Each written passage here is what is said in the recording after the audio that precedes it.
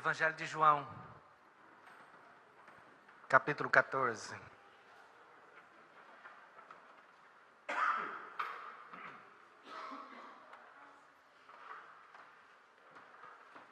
Evangelho de João, capítulo 14.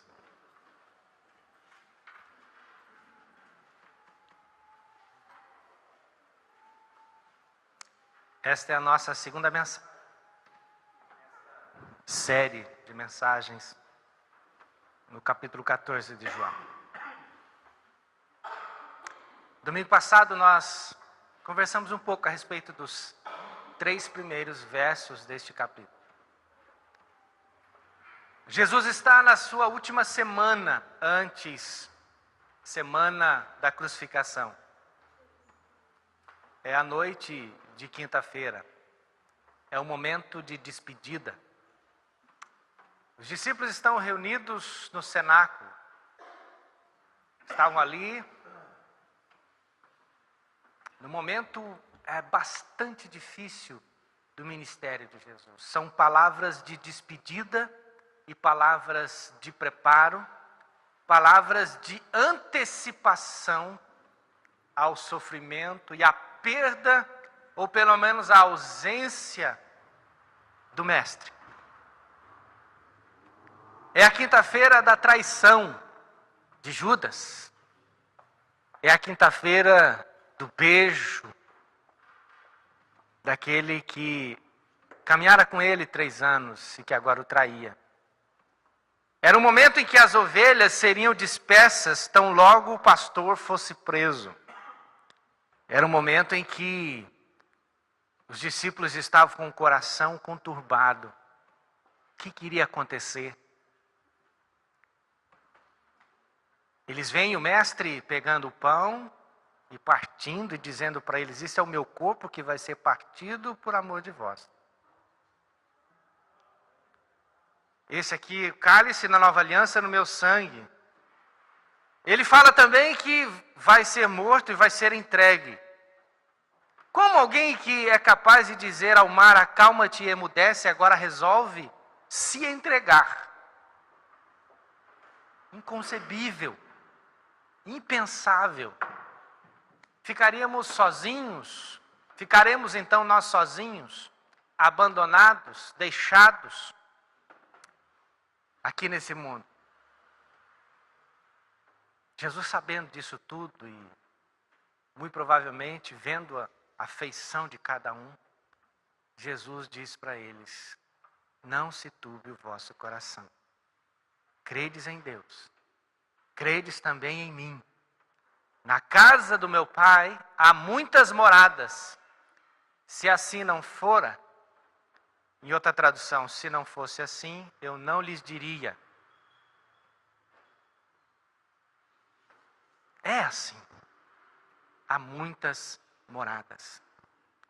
A partir do verso de número 2, Jesus diz na parte B: vou-vos, pois vou preparar-vos lugar.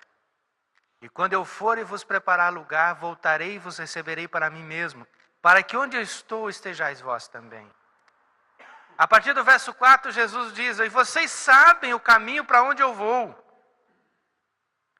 Disse-lhe Tomé: Senhor, nós não sabemos para onde vais, como saber o caminho? Respondeu-lhe Jesus: eu sou o caminho, a verdade e a vida, e ninguém vem ao Pai senão por mim. Se vós me tivesses conhecido, conheceríeis também a meu Pai. Desde agora o conheceis e o tendes visto. Replicou-lhe Filipe: Senhor, mostra-nos o Pai, isso nos basta. Disse-lhe Jesus: Filipe, há tanto tempo estou convosco que não me tens conhecido. Quem me vê a mim, vê o Pai. Como dizes tu, mostra-nos o Pai? Não crês que eu estou no Pai e que o Pai está em mim? As palavras que eu vos digo, não as digo por mim mesmo, mas o Pai que permanece em mim faz as suas obras. Crede-me que estou no Pai e o Pai em mim. Crede ao menos por causa das minhas obras. Em verdade vos digo que aquele que crê em mim fará também as obras que eu faço. E outras maiores fará, porque eu vou para junto do Pai. E tudo quanto pedirdes em meu nome, isto farei, a fim de que o Pai seja glorificado no Filho. Se me pedirdes alguma coisa em meu nome, eu o farei. Se me amais, guardareis os meus mandamentos. Vamos orar? Pai, assim como Jesus falava com o Senhor dessa maneira, lhe chamando de Pai, somos pela Tua palavra, Senhor, inspirados a falar da mesma forma, porque Tu és o nosso Pai. Porque o Senhor Jesus nos possibilitou isso. Então, Senhor, vem falar o nosso coração. Espírito Santo, vem falar o nosso coração através desse trecho da Tua palavra, em nome de Jesus. Amém. Certamente, a partir do verso 4, a frase ou trecho que mais vocês conhecem, o que mais vocês devem ter visto, ouvido, é a expressão: eu sou o caminho, a verdade e a vida. Ninguém vem ao Pai senão por mim. Todo cristão, pelo menos uma vez na vida, tem que ter ouvido alguma mensagem, tem que ouvir alguma pregação a respeito deste verso.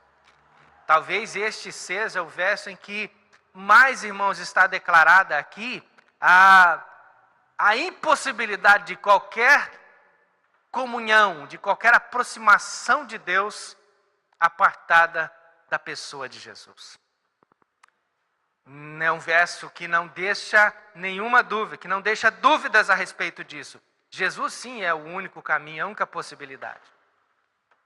Mas o que me chama a atenção aqui também, irmãos, é que este verso, onde nós lemos, eu sou o caminho, a verdade e a vida, o verso número 6, é a sexta vez, pelo menos, no Evangelho de João, que Jesus se utiliza, de figuras para falar a respeito de valores espirituais, mas dizendo a respeito de si mesmo como sendo a concretização desses valores. Somente no Evangelho de João, Jesus se mostra como sendo o pão da vida. João capítulo 6, verso 34 ou 35, se eu não me engano. Eu sou o pão da vida. Aquele que vem a mim jamais terá fome. Também no Evangelho de João, Jesus diz: eu sou a luz do mundo. Quem me segue jamais ficará nas trevas, jamais andará nas trevas, mas terá a luz da vida. É também no Evangelho de João que Jesus diz: eu sou a porta das ovelhas. É por mim que elas entram. Esta pessoa sou eu. Jesus também fala no Evangelho de João: eu sou o bom pastor, lá em João capítulo 10. E o bom pastor dá a sua vida pelas ovelhas. Jesus também diz: eu sou a ressurreição e a vida. Aquele que crê em mim, ainda que esteja morto, viverá. Está tudo no Evangelho de João. E eu acho que tem mais uma. No Evangelho de João, capítulo 15, Jesus fala: eu sou a videira. Não é qualquer videira. Eu sou a videira verdadeira. Meu pai é o agricultor. Quando Jesus, irmãos, conjuga o verbo ser, antes dessas qualificações, Jesus está falando da sua pessoa. Não de um conteúdo, não de uma filosofia, não de um discurso, não de uma igreja, não de um prédio, não de uma religião, mas ele está se definindo como sendo aquele que todas essas coisas, a partir da conjugação desse verbo, se tornam concretas. Eu sou. A pergunta de Tomé, realizada aqui nesse trecho, irmãos, da Sagrada Escritura, é a pergunta latente em todo o coração humano. É o anseio pela eternidade. Quando Tomé diz assim: Senhor, nós não sabemos para onde o Senhor vai, como saber o caminho para esse lugar que o Senhor vai? Porque Jesus fala: olha, eu vou preparar um lugar para vocês. E é nesse lugar que muito provavelmente Tomé está pensando: mas que lugar é esse que ele vai? Eu não sei para onde ele vai. Mas ele diz: é na casa do meu pai. Mas aonde fica esse lugar? Isso não está muito claro na cabeça de Tomé, então ele não tem nenhum medo de perguntar: Senhor, eu não sei para onde o Senhor vai. E essa pergunta, irmãos, é a pergunta clássica de todo ser humano. É o anseio pela eternidade. Há quem diga, os estudiosos, que Deus deixou essa impressão em todo o coração humano. Mesmo as pessoas céticas, mesmo os incrédulos, mesmo o mais convicto ateu da face da terra, faz do ateísmo a resposta para essa pergunta. Mesmo que ele não saiba. Ele ainda está pensando em termos, em valores metafísicos. Porque ele anseia por responder às coisas. Ao fato de dizer que não creio em nada, ele precisa conjugar o verbo crer. Não tem como escapar disso. Alguns vão procurar nos mais variados caminhos, das mais variadas formas, preencher essa lacuna dentro da sua existência. Tomé havia caminhado com Jesus pelo menos 3 anos. E Jesus se espanta também com a sua pergunta ao falar para ele: olha, como? Eu estou muito tempo com vocês. Vocês sabem o caminho para onde eu vou. Não, Senhor, eu não sei, diz Tomé. Porque as coisas não estavam muito claras na cabeça daquele discípulo. Então Jesus lhe responde: eu sou o caminho, a verdade e a vida. E antes, irmãos, de trabalharmos um pouquinho esse verso número 6, note bem que quando Tomé faz a pergunta para Jesus, ele está pensando em termos de lugar. Para onde o Senhor vai? Naturalmente, irmãos, Jesus tinha falado para ele: na casa do meu pai há muitas moradas. Casa é um lugar, morada é um lugar. Então é natural que Tomé fizesse essa pergunta: Senhor, para onde o Senhor vai? Mas quando Jesus responde a sua pergunta, Jesus não pensa e não responde em termos de lugar. Jesus responde em termos de pessoa. Jesus está dizendo: é para mim que vocês vão. É para o Pai que vocês vão. Eu sei, irmãos, que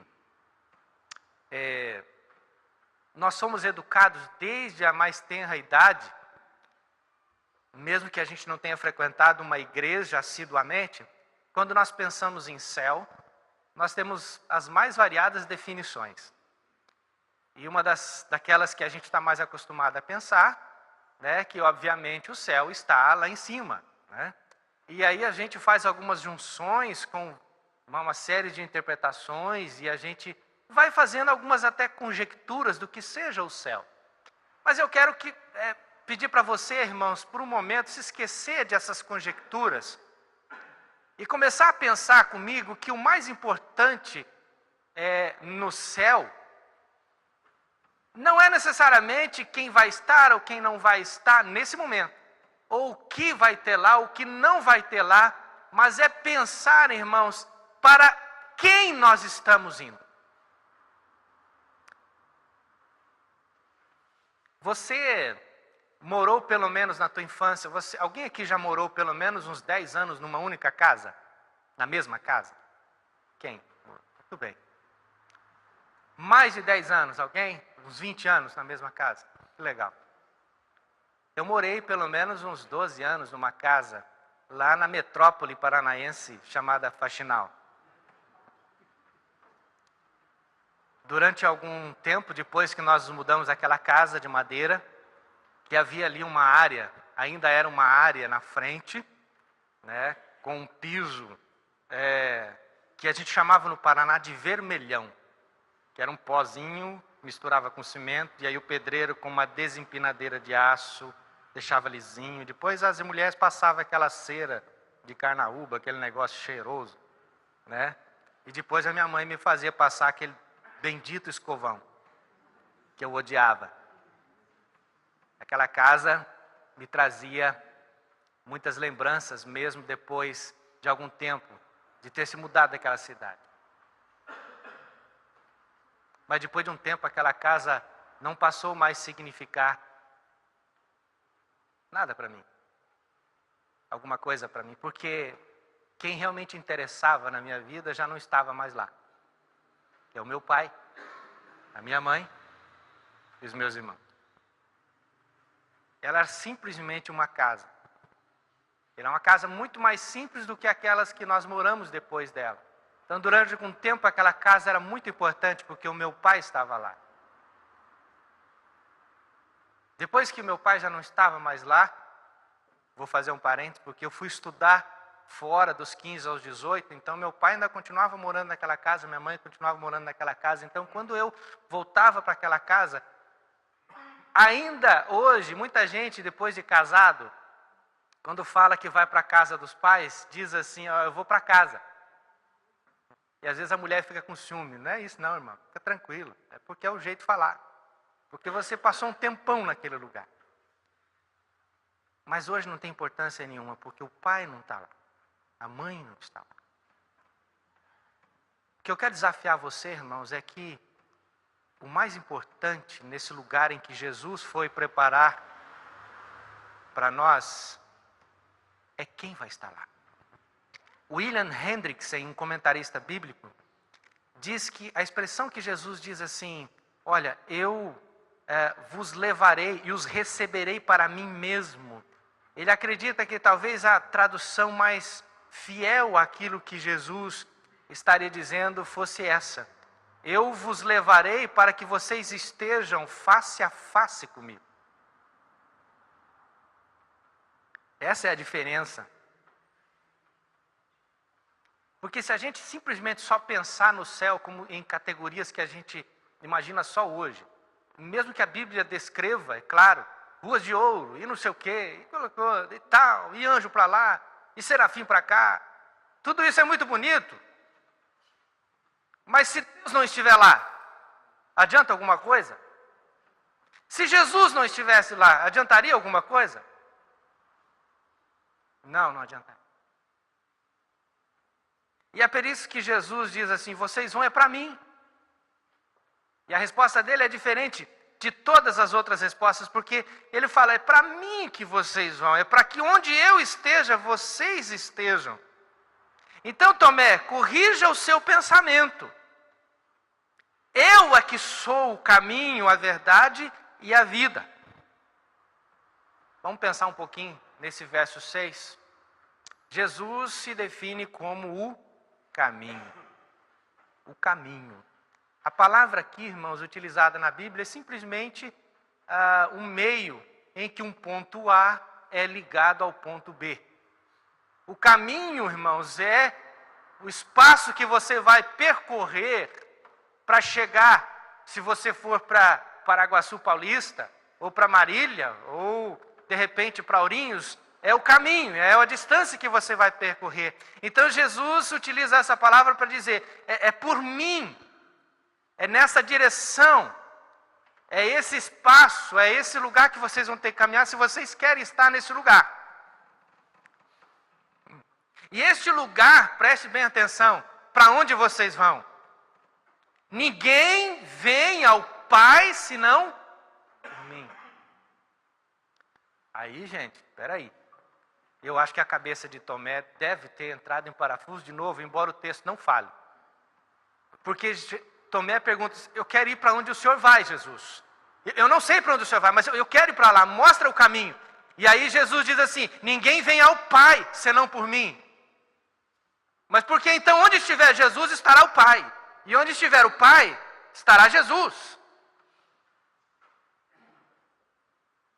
O caminho, irmãos, é o lugar em que, é o meio pelo qual eu e Deus podemos se conectar. E Jesus diz, é através de mim que vocês vão poder fazer isso. Não tem outra maneira. Romanos capítulo 5, versículo 1 e 2. Justificados, pois, mediante a fé, temos paz com Deus, por meio de nosso Senhor Jesus Cristo. Então, para ir para o Pai, eu sou o caminho. E como é que Jesus possibilitou isso? É porque, irmãos, antes dele, antes da obra da cruz, estávamos todos separados de Deus, atrelados ao nosso pecado. injustificáveis, longes de Deus, senhores de nós mesmos. E pela cruz, irmãos, Jesus possibilita ao pecador arrependido, através daquilo que nós chamamos de expiação, Jesus possibilita um relacionamento com Deus, reconexão com Deus. E Jesus é o caminho de duas formas. Primeiro, ele é o caminho entre o ponto A e B e do ponto B ao ponto A. Ou seja, é o caminho de Deus para o homem, do homem para Deus. Significa que todas as bênçãos advindas do trono de Deus, todas as bênçãos que porventura venham de Deus para nós, elas só são possíveis por causa de Jesus. Ele é o mediador desta nova aliança, desse novo testamento, deste novo acordo, dessa nova forma de agora se relacionar com o Pai. Essa forma mais sublime, mais plena, que é através do caminho que Jesus possibilitou.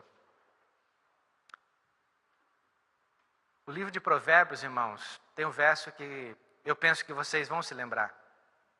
Há caminhos que para o homem parecem direito, parecem perfeitos, mas o fim deles são caminhos de morte. São caminhos de morte. Lá em Provérbios, capítulo número 14. Ou seja, o homem e a mulher, na tentativa de se achegar até Deus, irmãos, tentam percorrer vários caminhos. Mas Jesus diz, eu é que sou o caminho, não tem outra forma. Por essa razão, irmãos, Cristo sendo o mediador da nova aliança, Ele, irmãos, jamais será tirado desta posição e desta função. Não tem outra forma. Segunda coisa aqui nesse verso 6, Jesus diz, eu também sou a verdade. Eu sou a verdade. É a realidade última, em contraste com as sombras que ficaram para trás. A verdade aqui, irmãos, é uma palavra que ela está diametralmente oposta à mentira. Quando Jesus diz eu sou a verdade, é porque essencialmente não tem como eu ser outra coisa. Porque quando Jesus diz eu sou a aletheia, ou seja, a verdade, irmãos, é alguma coisa que as pessoas procuram demais. Historicamente, todos buscam a verdade. Os gregos antigos a procuravam. Os filósofos passavam em horas e horas e horas, escreveram milhares de publicações na tentativa de dizer o que é a verdade. Pilatos, estando diante de Jesus, quando Jesus diz assim, você vai conhecer a verdade, e a verdade vai te libertar. Pilatos responde, mas o que é verdade? Que verdade é essa? Onde é que está a verdade? Provavelmente você em algum momento da vida, irmãos, já entrou em questionamento a respeito da tua fé. Porque talvez, irmãos, a gente foi ensinado erroneamente a pensar em termos de verdade aquilo que funciona, aquilo que de alguma forma tem um efeito, entre aspas, prático na nossa vida. Me parece, irmãos, que mesmo decorrido o tempo na nossa vida, parece que a gente ainda pensa em Deus como sendo alguma categoria diferente de herói. E aí, irmãos, parece que a gente tenta provar que o nosso Deus... Deixa eu te falar uma coisa para você aqui. Eu não defendo Deus. Porque Ele não precisa disso. Então eu jamais vou ficar aqui debatendo e tentando provar para alguém a existência de Deus, porque Ele não é um objeto que eu possa demonstrar empiricamente para alguém a sua existência. Ele não precisa disso. Quando Jesus diz, eu sou a aletheia, eu sou a verdade, ou seja, as demais coisas nesse assunto são mentira.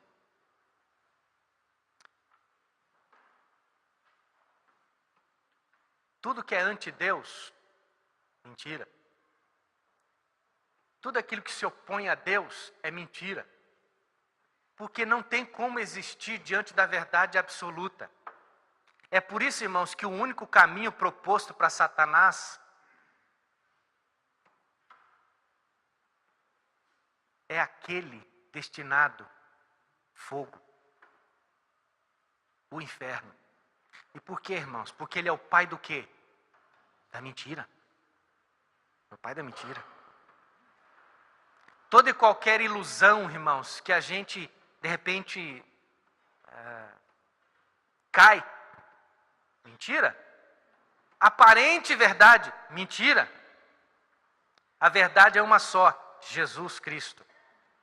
Tudo aquilo que nós, irmãos, de repente colocamos na nossa cabeça e conjecturamos a respeito de Deus, que está fora da Escritura, mentira. Verdade é Cristo. Vou caminhar mais um pouquinho. Ainda no verso 6, Jesus diz: eu sou o caminho, a verdade e a vida. Por que Jesus diz isso? Eu sou a vida. Na Bíblia, irmãos, nós temos pelo menos 3 palavras que dão a ideia, né, de vida. Uma das palavras é a palavra que em alguns casos é usada na Bíblia, que é a palavra pneuma, que às vezes é traduzida como espírito, né? Quando a Bíblia diz que nós recebemos o fôlego de vida, na tradução do Antigo Testamento para o grego foi usada essa palavra, pneuma.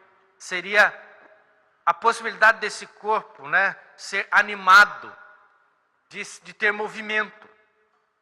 O ser inanimado não tem esse movimento, um movimento que seja a partir de uma decisão desse corpo. Eu olho para uma pedra, eu sei que ela pode se mover, mas alguém tem que empurrá-la. Concorda comigo, irmão? Sim ou não? Ok. Mas eu olho para um animal e eu sei que ele pode tomar a sua decisão e se movimentar. Então ele tem o ânimo da vida. Mas talvez esse animal não tenha toda a condição, talvez não, com certeza, senão alguns vão me corrigir depois, né? Mas esse animal não tem uma outra qualificação da vida que seria a psique, que seria a alma, digamos assim. Que esse animal não consegue projetar a sua existência, esse animal não consegue pensar em céu. Eu sei que tem gente que gosta tanto de animal, irmãos, que deve até imaginar céu de cachorro. Eu sei. Né? Você pode gostar do teu bichinho, viu, querido? Mas não tem céu de cachorro, tá? Esquece. Não tem. Certo? Você sabia que tem empresa, gente, que faz velório de cachorro? Eu vi outro dia, fui num pet shop. Não tem nada a ver com o sermão. Tomara que o sermão não vá para o espaço depois dessa. Mas eu cheguei, dei uma olhada no pet shop e vi um caixãozinho pequenininho assim. Falei, gente, nossa, a funerária está estranha. Né? Falei, não, isso aí é um caixão. Você está brincando? Falei, é que o pessoal, né, falece os cachorrinhos, eles fazem enterro, tudo. Eu pensei na possibilidade de mercado para isso aí, gente. Falei, será que tem velório também? Não, do povo a gente não cobra, das pessoas a gente não cobra fazer velório, mas de cachorro dá para cobrar, ué. Né? Ué. Não é cada uma, né, gente? O povo é. Mas, tranquilo. Cachorro com caixão. Eu fico pensando, alguém põe uma cruz também. A outra vida que aparece na Bíblia é a palavra vida como bios. É a vida que se manifesta, que se aparece, né? Que se multiplica, que quer, digamos assim, preservar-se, né? Agora, a vida que Jesus coloca aqui, eu sou a vida, da mesma forma que ele é com a verdade, tudo aquilo que está em oposição à mentira, Jesus diz, eu sou a vida em oposição à morte. Por quê? Porque Jesus tem a vida nele mesmo.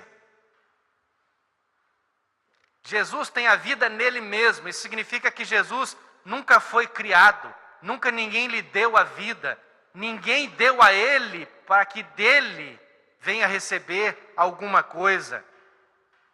Significa que Jesus não deve nada a respeito nesse assunto a ninguém. Ele existe, ele é vivo e pronto. E é por isso, irmãos, que em João capítulo 10, versículo 10, Jesus pode dizer: olha, quem vem a mim, quem está comigo, pode ter uma vida, mas uma vida em abundância.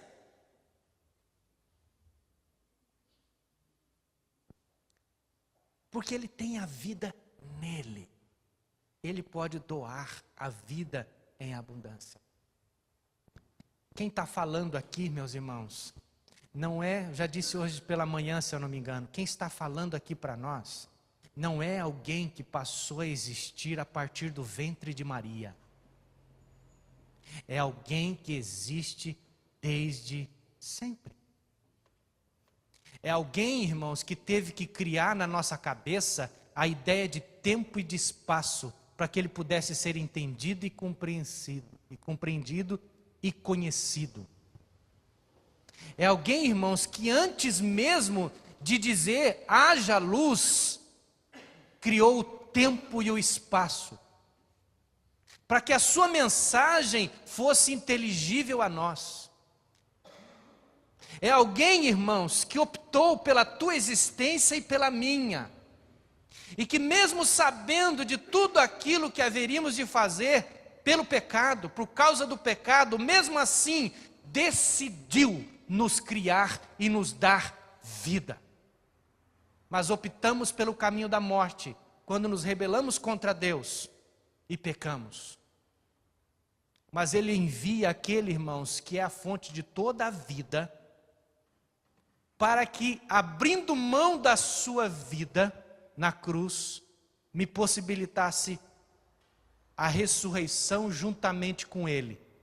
Porque se com Ele também morremos, diz a Escritura, também com Ele o quê? Ressurgimos.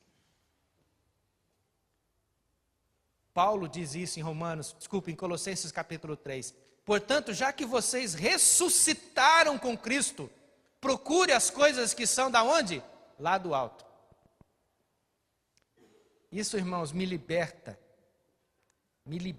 completamente, ou pelo menos, irmãos, me ajuda a lutar contra o materialismo que assedia a minha alma e o meu coração. Por isso que o apóstolo Paulo diz assim: se você pensa que a sua vida, que a sua existência em Cristo está presa somente a esse mundo, você é o mais miserável de todos os homens. A Bíblia diz, irmão, irmã, que embora nós tenhamos, segundo a boa teologia, tenhamos, irmãos, começado a existir a partir do ventre da nossa mãe, a partir daquele momento, a eternidade foi impressa em nós. E nós, irmãos, passamos aqui um pouco tempo, e Jesus, nos tendo libertado do pecado, morrido por nós, o recebemos pela fé, cremos na sua morte, na sua ressurreição, o temos como Senhor, caminhamos com Ele, e aí, irmãos, nós continuamos rumo à eternidade. Para onde? Para Ele. Esqueça, não se preocupe com detalhes a respeito do céu.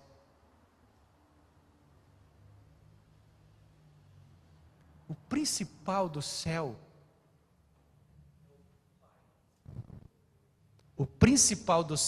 é o Pai. Voltando, irmãos, àquela história no começo. Se eu voltasse para aquela casa e meu pai estivesse lá, faria diferença. Mas agora, como ele não está mais lá, minha mãe não está mais lá, é só uma casa.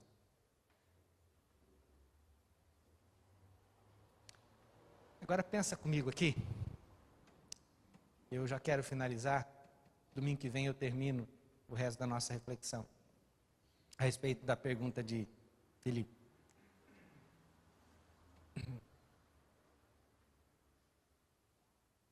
Caminhe comigo para você não se perder. O que é você, queridão? Sem a tua memória.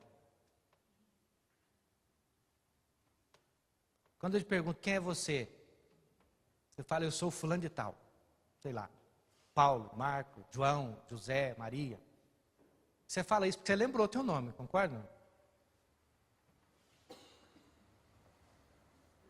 Então, quando chegar no céu, ou neste lugar, e alguém perguntar para você, quem é você? Não sei, estou começando agora. O que é isso aqui? Eu sou Jesus. Quem é Jesus? Aquele que morreu na cruz. Que cruz? Por isso que Santo Agostinho, já no século sétimo, oitavo, já disse o seguinte, irmãos. O céu é esse lugar onde a gente vai com toda a nossa memória. Pastor, mas daí se eu for com a minha memória eu vou lembrar de tudo que me fizer de malvadeza. Ô, varão, a Bíblia diz que é para você esquecer aqui embaixo, por que você vai lembrar lá em cima? Não é? Aí você chega lá em cima, você acha mesmo que você vai ficar chorando se você vai estar diante do Pai? O grande problema nosso, irmãos, é que a gente quer pensar muito em perguntas que a gente não tem tanta resposta. Preste atenção numa coisa. O mais importante do céu é quem vai estar lá. Jesus. Você entendeu ou não? É assim que a gente tem que viver, irmã. Na casa do meu pai há muitas moradas. Como é que eu posso ir para lá? Através de quem? Eu sou o caminho, disse Jesus, a verdade e a vida. Se você ainda não se rendeu ao senhorio de Jesus, você ainda está no caminho errado. Não tem outra forma de ir para o Pai, a não ser através de Jesus. Que Deus te abençoe. Vamos orar.